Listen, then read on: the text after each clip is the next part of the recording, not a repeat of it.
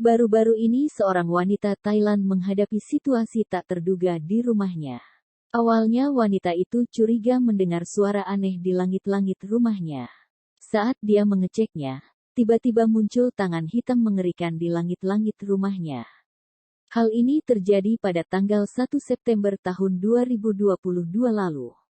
Mengutip dari eva.vn Minggu tanggal 4 September tahun 2022, wanita bernama Gigi itu sedang bekerja di rumahnya di Maang Patung Thani, Thailand.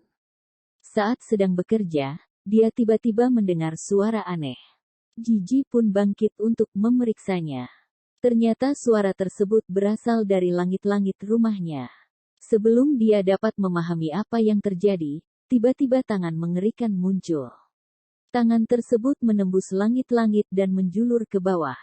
Gigi yang sangat ketakutan langsung berlari keluar untuk memanggil keluarganya. Setelah beberapa saat, keluarga Gigi baru menyadari bahwa itu bukanlah tangan manusia. Rupanya itu merupakan anggota tubuh kadal raksasa. Segera setelah itu, Gigi menghubungi staf tim penyelamat dan perlindungan satwa liar. Mereka harus menurunkan sebagian langit-langit untuk mengeluarkan kadal itu.